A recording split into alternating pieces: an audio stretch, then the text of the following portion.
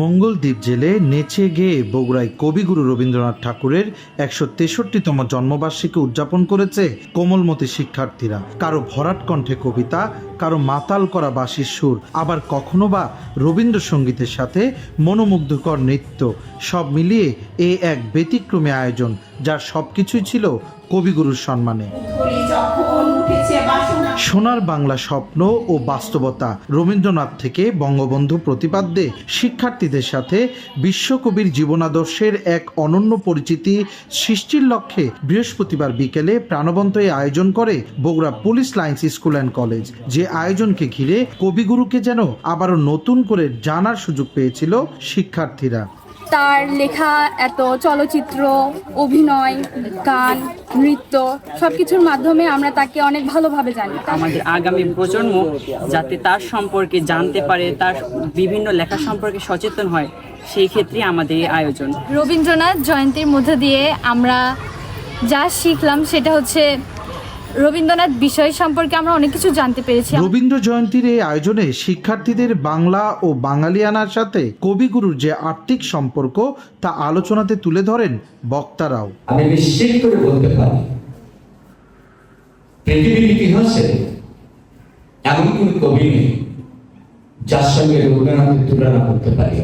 এটা আমার ব্যক্তিগত অভিমত। আমি পৃথিবীতে একটি মানুষকে খুব ঈর্ষা করে, হিংসা করি, সে হচ্ছে রবীন্দ্রনাথ ঠাকুর। আমি পৃথিবীতে সবচেয়ে যে মানুষটাকে ভালোবাসি সে হচ্ছে রবীন্দ্রনাথ। আমার সোনার বাংলা, আমি তোমায় ভালোবাসি, জাতীয় সঙ্গীতের প্রতিটি লাইনে যেভাবে কবিগুরু দেশপ্রেম ফুটিয়ে তুলেছিলেন, বলেছিলেন সোনার বাংলা গড়ার কথা, যা বাস্তবায়নে এবং বর্তমান প্রজন্মের মাঝে কবিগুরুর সেই চিন্তা ও স্বপ্নের বহিঃপ্রকাশ ঘটাতেই এমন ব্যতিক্রমী আয়োজন, বলছেন আয়োজক সংশ্লিষ্টরা। আমরা মনে করি যে আমাদের জাতীয় জীবনে যে যুবতারা যারা, তার মধ্যে রবীন্দ্রনাথ আছেন এবং বঙ্গবন্ধু আছে, এবং সেই সাথে আমরা যে বিষয়টি প্রত্যক্ষ করি সেটা হচ্ছে আমাদের স্বাধীন জাতিসত্তা হিসাবে আমাদের যে আবির্ভাব, সেই ক্ষেত্রে রবীন্দ্রনাথ আমাদের প্রেরণা জুগিয়েছেন, কাজী নজরুল ইসলাম আমাদের প্রেরণা জুগিয়েছেন, এবং বঙ্গবন্ধু তিনি নিজেও রবীন্দ্রনাথ থেকে প্রেরণা সংগ্রহ করে তিনি একটি স্বাধীন জাতি হিসাবে আমাদের জাতিসত্তার যে পূর্ণ বিকাশে নিশ্চিত করেছে। আসলে রবীন্দ্রনাথ আমাদের সমস্ত অস্তিত্ব জুড়ে আছেন। রবীন্দ্রনাথকে আমরা আমাদের বিপদে আপদে সংগ্রামে প্রেরণা হিসেবে চিরকাল পেয়ে থাকি। আমরা আমাদের ছাত্রছাত্রী শিক্ষার্থীদেরকে দেশপ্রেমিক একটি প্রজন্ম হিসেবে গড়ে তুলতে চাই।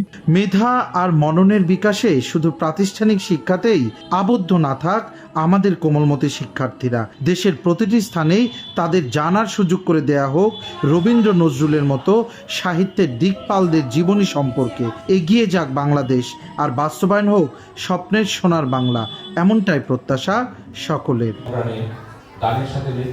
সঞ্জু রায়, দেশ টিভি, বগুড়া।